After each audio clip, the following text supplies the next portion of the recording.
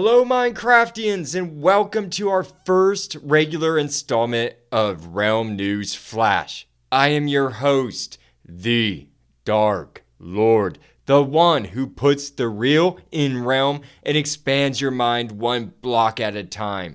This is not the first Realm News Flash ever made. No, my friends, the very first one was made months ago when the snapshot for the mace released.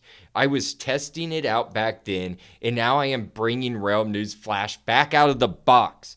Realm News Flash will be a short, let's say about 10 to 15 minute episode that will release weekly on Tuesdays.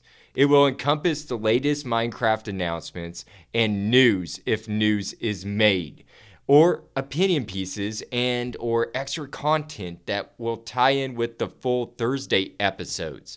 There will be no poll time, and it will not necessarily follow the same format as the Thursday episodes go. Whew. Now that I explained that, today we have an episode that will be covering the latest Minecraft news that just dropped on the 9th yesterday. You're listening to this a day after I recorded. Let's get the show started, folks.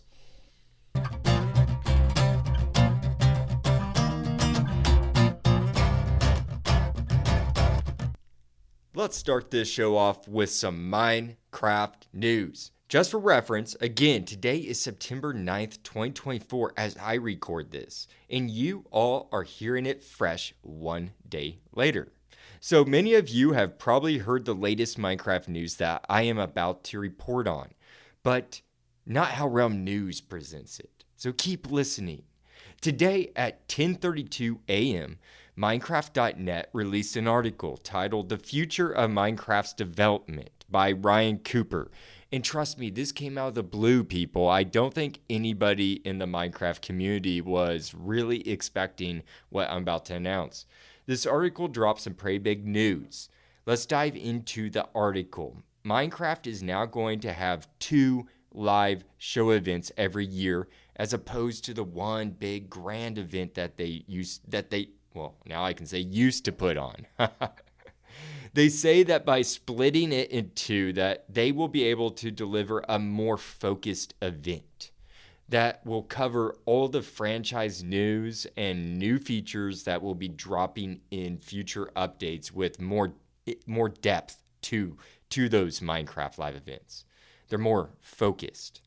They do go on to say that they were testing this all out in 2023. Last year, 2023, when they, quote, made changes to the bats and turned decorated pots into storage containers, end quote. Then they dropped the armadillo and wolf armor in April earlier this year. Those additions to the game was Mojang testing out this new format. We just didn't realize it. We didn't. This new format will now give us all new additions to the game more frequently, I guess, throughout the year, or at least according to this article, as opposed to us having to wait an entire year for one huge update. And they do mention that these new additions will not be necessarily small. They may be a range of different size updates that come into the game throughout the year. With this decision, they made another monumental change, probably the biggest announcement in these announcements that they made today. They will no longer have their yearly mob vote. I know, for you who have not heard the news, they aren't going to have a mob vote anymore. And the comments that I have read, like from Twitter, that's where I primarily get all my news from the community and in opinions I read, and from Reddit. But the comments I've read here underneath the Minecraft Twitter page is a range of dismal outrage to high approval. It's just across the board and just all over the place. I would like now to read you some facts, though, not regarding those comments, but about some mob voting history. And according to a reliable Twitter account source who goes by the handle Silent Whisperer on Twitter, dated October 16th, 2023, the very first mob vote in Minecraft history took place in 2017, 7 years ago. and it had a total of 2,300 votes that turned up to that first initial vote event. And the majority of those votes voted in the Phantom as the first democratically elected mob to join the Minecraft ecosystem. The Phantom won with 51% of the share of votes. Barely. Oh my gosh, that's a good that was a good election on that year. That was wow, that barely won. But to put in comparison how popular the annual mob vote became, 5 million people voted in 2023's mob vote last year. That's a huge difference from 2,300 votes. My gosh. And that was where the armadillo was victorious, which I'm happy for. I am. I cannot say that about the Phantom. I really can't. I wouldn't have voted for the Phantom back in 2017 if I was in my hiatus, my almost decade year off from Minecraft. I wouldn't have voted in the Phantom that year if I knew about it. But let's move on to a little bit more news that was in this article that's interesting. Minecraft.net goes on to say that they plan to also integrate the native version of Minecraft to the PlayStation 5, which I think is just great news. And that is one thing that makes this game just revolutionary, in my opinion. People on all sorts of devices can just all play together without a problem. I play on my Kindle. My brother, I think, plays on the newest Xbox. I don't even know what the newest one is. I think it's maybe he plays on PS5. I can't remember. I'll have to ask. But it's amazing that I can play on my Kindle and he can play on his console. A totally different company. You know what I mean? It's just when I first did that, it blew my mind that we were able to do that. That it was compatible. But I love that about Mojang, and that's probably a great thing about being owned by Microsoft too as well. They have the technical know-how to do that. So I do love that they're putting this into PS5, and it just makes absolute sense. I don't see why they wouldn't. I am also all for the Minecraft live event to be split into 2 annual events as well. That's just my personal opinion. In fact, I'll just vouch my personal opinions here.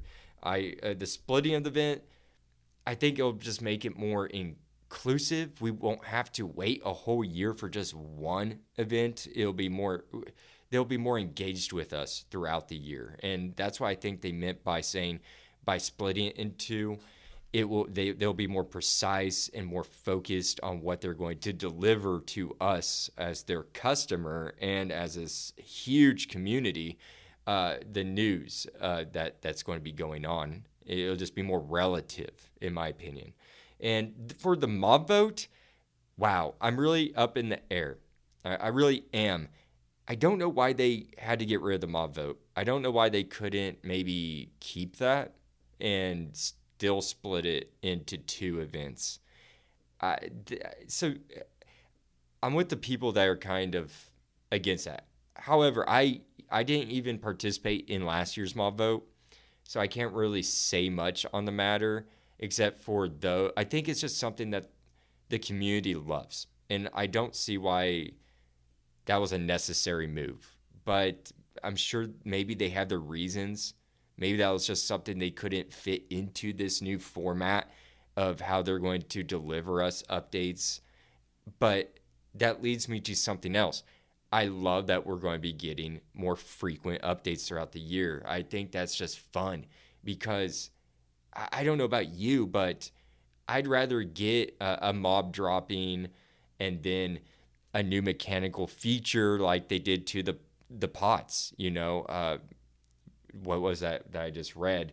Whenever they did that, made the decorated pots into containers as well that you could store items into. I don't ever do that, but I like that's an option. And I was just using that as an example. I think I'll love seeing the frequency stepping up or amping up and us getting new stuff throughout the year. I'm okay with having 2 events as well, but that might not be okay with some of you. I would love to hear it if you would like to email me or get on my Twitter and just shoot me a DM, or go to my Reddit and shoot me a message or comment there.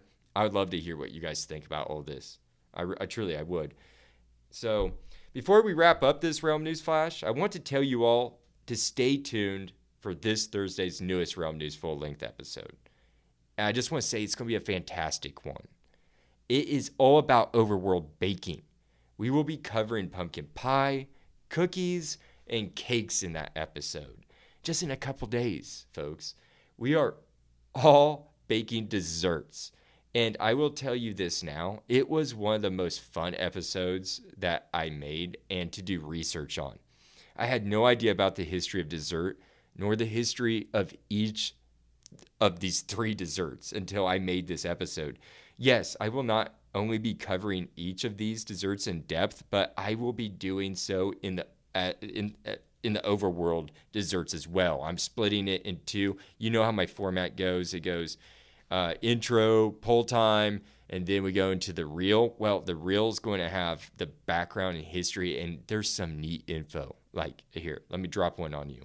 The cookie may have, well, they theorize the cookie derives from the cracker back in the Neolithic. I'm not going to give out all the details on that. You have to stay tuned. But it's really interesting. Here's another fact that isn't in this upcoming episode over the Overworld Baking is it's going that the cookie was used as a tester for cakes. They would throw those in, like a little bit of batter used from the cake that they made, plop that down on, I'm sure they had baking sheets back then, and then they would put that in the oven and test to see if they got the right temperature before putting in the cakes. They didn't want to ruin the cake, but it was okay for the cookie, and that's where cookies partially came from in history, which I thought was intriguing as well. But it was just so fun. All 3 of those desserts fun.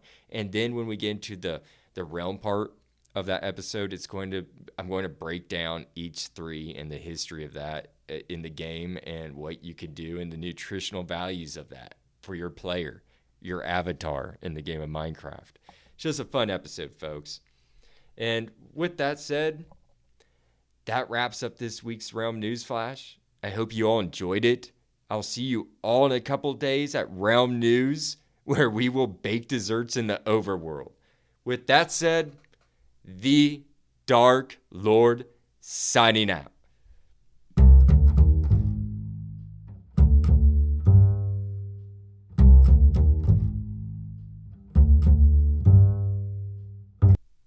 Hello, Minecraftians. Thank you so much for listening to Realm News. It means the world to me that you enjoy this show so much that you tune in every week to hear how I put the real in Realm and expand your mind one block at a time. Well, if you really enjoy this podcast and want to express it further, you can contribute by simply following the show by clicking that follow button, or write a review and rate the show, or do all 3 of those.